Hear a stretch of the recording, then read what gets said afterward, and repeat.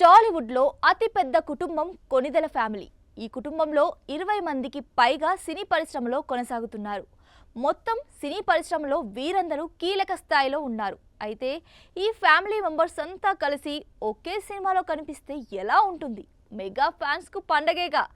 అందరూ కాకుండా ఇద్దరు ముగ్గురు కలిసి ఓ సినిమాలో నటించిన మెగా ఫ్యాన్స్ కి పండగే. అయితే అది నిజం కాబోతుందని సమాచారం.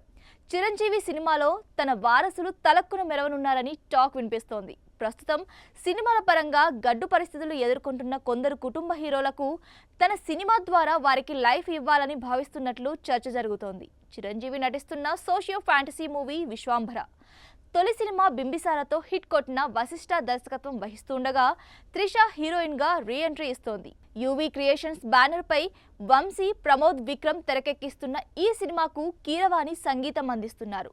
శరవేగంగా షూటింగ్ చేసుకుంటున్న ఈ సినిమా దాదాపు 75% పూర్తయిపోయిందని తెలుస్తోంది. ప్రస్తుతం చిరంజీవిపై ఇంట్రో సాంగ్ తీస్తున్నట్లు సమాచారం. కీలక సన్నివేశాలు పూర్తయిపోయాయి. అన్ని పనులు శరవేగంగా పూర్తి చేసి సమ్మర్ లేదా దసరాకు విడుదల చేయాలని మూవీ టీం భావిస్తోంది.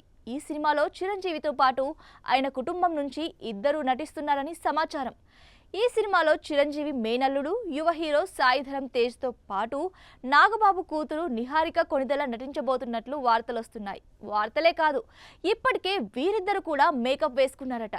ఇప్పటికే సాయిధరం తేజ్ షూటింగ్ లో కూడా పాల్గొన్నాడని తెలుస్తోంది. సినిమాలో తేజ్ ఇంకా నిహారిక కీలక పాత్రల్లో నటిస్తున్నారని, ఈ పాత్రలు సినిమాలో హైలైట్ గా నిలవనున్నాయని ఇండస్ట్రీ వర్గాలు చెబుతున్నాయి.